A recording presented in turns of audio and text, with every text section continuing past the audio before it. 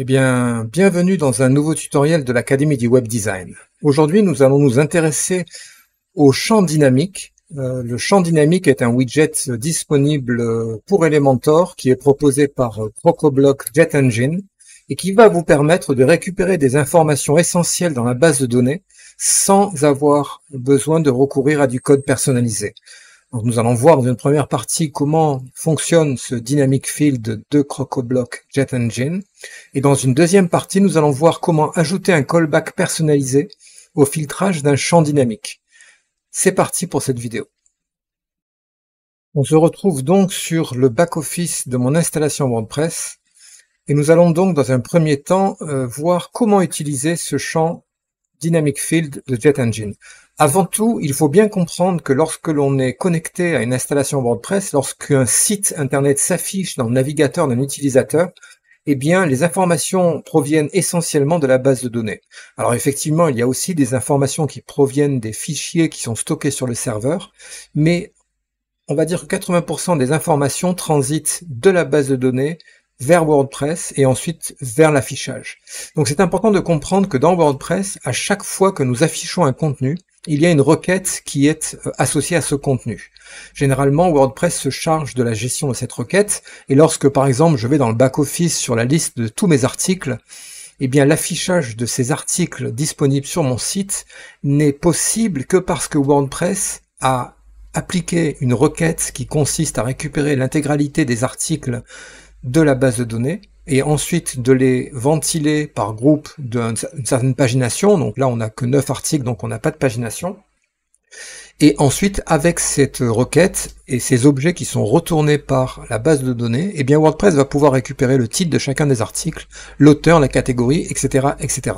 Donc ça, c'est une notion à particulièrement avoir à l'esprit, c'est que lorsque l'on travaille sur WordPress, il y a toujours une requête en cours, une requête active, et c'est elle qui est chargée de créer la liaison entre la demande de l'utilisateur, entre la requête de l'utilisateur, et l'affichage des informations à l'écran.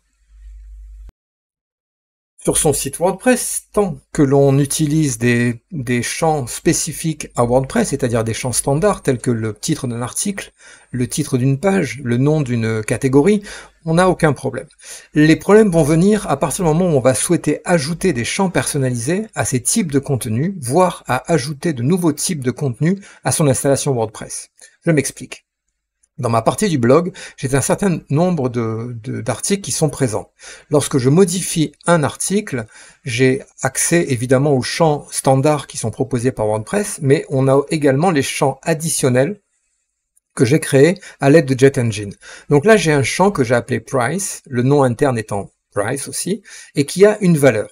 Ce champ additionnel va me permettre d'ajouter à chacun de mes articles eh bien, un prix différent. Par exemple, je vais pouvoir aller sur mon deuxième article, retrouver ce champ price et venir mettre une autre valeur, 20 par exemple. Donc ce champ personnalisé, évidemment, va stocker chaque fois la valeur inhérente à l'article en question. Donc j'ai bien 15 dans mon premier article et j'ai bien 20 dans mon deuxième article. Mais la question va se poser comment afficher cette valeur à l'écran. Alors, je travaille avec Elementor et Elementor Pro, donc lorsque je vais aller sur un modèle, donc ça je vous renvoie vers mes vidéos concernant les templates d'Elementor sur ma chaîne pour mieux comprendre le fonctionnement. Lorsque je vais aller sur mon theme builder et que je vais accéder au template qui régit l'affichage de l'intégralité des articles, ici, voilà, je vais donc ici vouloir par exemple récupérer ce fameux champ que j'ai créé. Or, dans les widgets d'Elementor par défaut, on n'a pas la possibilité de récupérer ce champ qui a été créé par Jet Engine. Alors, on n'a pas la possibilité, on a effectivement la possibilité par Elementor Pro, donc je vous montre comment on pourrait faire avec un champ de type titre par exemple. On pourrait très bien mettre un champ de type titre ici, et dans la partie balise dynamique, venir chercher ici, tout en bas, la rubrique consacrée à Jet Engine, récupérer un custom field et venir choisir le champ price ici. Et là, on va récupérer donc comme ceci le champ prix. Donc ça, c'est une des possibilités. c'est de passer par des widgets Elementor, par la connexion qu'ils ont d'une manière dynamique qui est effectuée entre l'affichage, entre le page builder et la base de données. On a également une deuxième solution qui est proposée par JetEngine, c'est utiliser un champ dynamique. Un champ dynamique, c'est quoi? Eh bien, c'est un peu la même chose que le champ Elementor, qui permet de récupérer une valeur dans la base de données. C'est un champ qu'on va glisser dans sa mise en page, et où on va pouvoir aller chercher un certain nombre d'informations. Alors c'est plus riche qu'un champ Elementor, puisqu'on va pouvoir sélectionner soit des informations globales relatives à l'objet en question, donc là on a un objet post, un objet article, on peut récupérer l'ID de l'article par exemple, le titre, le slug, le type, la date de création, de modification, etc. On peut récupérer des informations concernant les taxonomies qui sont associées, concernant l'utilisateur, concernant les commentaires. Donc là, on a pas mal d'informations, ainsi que des accès à la REST API également, sur des endpoints pour récupérer un certain nombre d'informations. Mais on a également, dans la source, la possibilité de récupérer des métadatas, donc c'est-à-dire des champs personnalisés que nous avons créés, en l'occurrence, comme ce champ price est une metadata. Donc on a la possibilité de sélectionner comme source metadata, et dans le metafield, de récupérer le champ price, ici dans article, celui-ci, et ainsi d'arriver au même résultat, c'est-à-dire à la récupération pour chacun des articles de son champ prix. Donc si je fais ça, alors je vais rajouter juste un post, alors il y a un post content, c'est bon, je vais le mettre juste avant, voilà, comme ceci. Si j'enregistre mon modèle, eh bien de cette manière-là, lorsque je vais vouloir visualiser un article, je vais récupérer sur le premier article, donc si je visualise cet article, je vais récupérer la valeur 15, qui était affectée au metadata price. Et si je vais dans le deuxième article, voir, je vais récupérer la valeur 20 qui était associée au deuxième article. Donc on voit que ça marche très bien.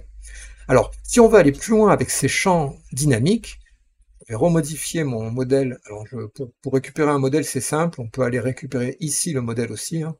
Alors, il faut que j'aille d'abord cliquer sur un article, et ensuite, dans Modifier avec Elementor, on a Elementor Single Post, qui est le template de l'article unique, donc c'est celui qu'on était en train de modifier.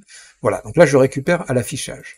Quand je clique sur ce champ, il est beaucoup plus intéressant qu'un champ classique Elementor, puisque on a également la possibilité, hormis le fait de pouvoir récupérer également des variables qui sont passées en paramètres dans l'URL, donc ça c'est très intéressant. Pour récupérer une variable, il suffit de donner le nom de la variable. Par exemple, ici je donne la variable post. Alors ça ne marche pas dans l'éditeur d'Elementor, mais lorsque l'on va lancer la visualisation de l'article, on aura également la valeur qui sera affichée. On a pas mal d'options pour récupérer également des options dans le back-office qu'on aurait créé soi-même dans une page d'options personnalisée avec JetEngine. Et on a également la possibilité d'aller faire des requêtes sur les relations entre les post types, des relations pour les grands-parents, pour les enfants, etc. Donc ça, c'est très intéressant. On va rester sur metadata, puisque une deuxième possibilité, alors si on va un peu plus bas, on va retrouver la possibilité de mettre aussi un icône, ce champ, ajouter un icône avant ce champ, ou après. Mais on va également avoir la possibilité d'afficher un champ si cette information est manquante, hein, par exemple, prix, alors ça s'appelle un fallback, inexistant. C'est par exemple ici, eh bien ça afficherait prix inexistant si jamais il n'y avait pas de valeur à ce champ dans l'article qui est l'objet de la requête. Mais on a également la possibilité de filtrer l'affichage. Alors c'est via la commande filter field output. Donc là j'y accède ici. Et globalement ce que ça signifie qu'on va pouvoir connecter un callback qui va être appelé lorsqu'on va souhaiter afficher l'information. Alors, un callback, c'est quoi? C'est une fonction, généralement dédiée en PHP. Alors, JetEngine nous propose déjà pas mal de callbacks différents. Alors, pour comprendre un callback, c'est, je vais prendre par exemple ici, je vais aller chercher la date, par exemple, la date de mon article, donc le 29/04/2023 9h12, ça a été la date de création.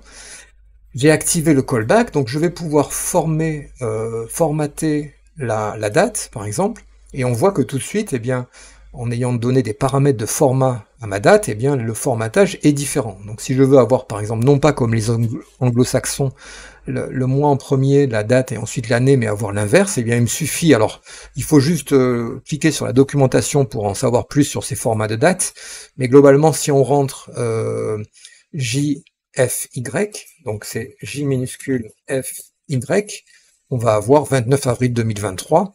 Alors, ça n'a pas changé la donnée, évidemment, en base de données, ça ne fait que modifier la façon dont on la visualise. Ça formate, finalement, la date. Donc, ces filter feed output, c'est des champs de formatage qui vont nous permettre de formater les informations. Hein.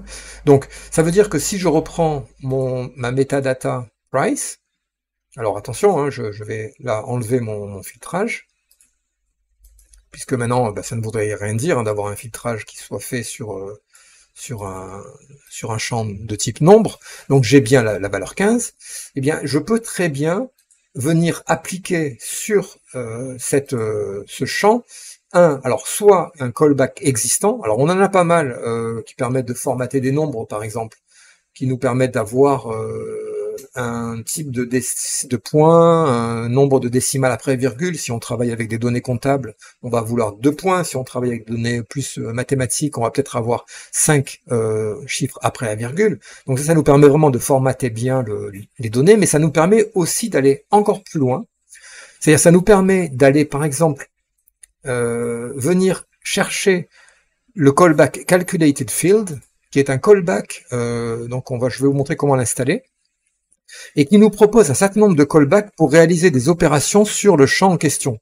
Par exemple, on peut très bien faire des ajouts de champs, on peut très bien faire des soustractions de champs, et on peut même créer soi-même le callback pour venir l'intégrer dans JetEngine. Par exemple, ici, j'ai créé moi un callback que j'ai appelé TVA 20, ici, et qui va renvoyer la TVA de la valeur qui est stockée dans ce champ. Donc j'avais 20, j'ai mis une TVA à 20%, 15, pardon, TVA à 20%, donc ça nous fait bien 3 €. Donc là, j'ai bien récupéré le résultat d'une fonction PHP, qui est un callback, qui est associé à l'interface d'Elementor pour pouvoir être sélectionné. Donc ça, c'est particulièrement intéressant. Surtout qu'en plus, on peut récupérer donc par ce système-là tous les champs que on crée avec JetEngine, mais également on peut faire, et ça c'est la dernière partie qui est intéressante dans la customisation de l'affichage du champ. Si j'active cette customisation, eh bien ça va me permettre de mettre en place via un langage de template assez simple, hein, c'est-à-dire que %s va être remplacé par la valeur qui va être récupérée dans ce champ, et ensuite je peux mettre ce que je veux là-dedans pour complémenter. Par exemple, si je veux rajouter des euros derrière ça, eh bien je vais faire %s espace symbole euro, ici, et j'ai donc comme ça un formatage de mon champ, 3 €, donc je peux même rajouter, donc je fais mettre à jour, et ce qui fait que si je reviens dans mon back-office visualiser mon premier article, je vais bien avoir 3 € pour la TVA. Et mon deuxième, si je fais voir, je vais avoir 4 € pour la deuxième TVA de mon deuxième article. Donc ça, c'est particulièrement intéressant. Et maintenant, je vais vous montrer comment rajouter ses propres callbacks à ce champ dynamique de JetEngine. Alors pour rajouter ses propres callbacks dans JetEngine, vous allez vous rendre sur l'adresse crocoblock.com/freemium/tools avec un S à la fin, qui va vous permettre d'accéder à des outils de développement. Vous allez scroller jusqu'en bas de la page, et là vous allez retrouver, alors que je retrouve Calculated Callback, donc c'est celui-ci. Donc ce que vous allez faire, c'est que vous allez le télécharger. Donc c'est un plugin en fait. Hein. Alors vous allez télécharger Calculated Callback ici, et ensuite vous allez revenir dans votre installation WordPress, dans les extensions. Vous allez faire ajouter une extension ici, et vous allez sélectionner téléverser une extension. Et là vous allez choisir le fichier que vous venez de télécharger. C'est celui-ci. Donc moi j'ai téléchargé dans mon téléchargement JetEngine Calculated Callback .master.zip. Donc là, vous allez donc comme ceci installer le plugin, et vous n'aurez plus qu'à aller sur vos extensions installées, vous n'aurez plus qu'à aller activer le plugin ici, Calculated Callback, vous l'activez et vous avez réalisé la première partie de l'opération. Donc à partir de maintenant, en ayant activé votre extension calculated callback, ça va vous permettre déjà de pouvoir bénéficier des possibilités de calcul de JetEngine via des champs méta, standard de WordPress ou alors que vous aurez personnalisé vous-même, à partir du template builder, notamment d'Elementor. Donc là, vous pourrez aller récupérer, alors attention, il faut toujours que ce soit par rapport à la requête courante, hein. Je ne peux récupérer des champs méta d'articles que si je suis sur un modèle qui affiche des articles. Je ne peux récupérer des champs de taxonomie que si je suis sur un modèle qui affiche des taxonomies, donc pour avoir la bonne requête, hein, en fait, puisque tout dépend de la requête.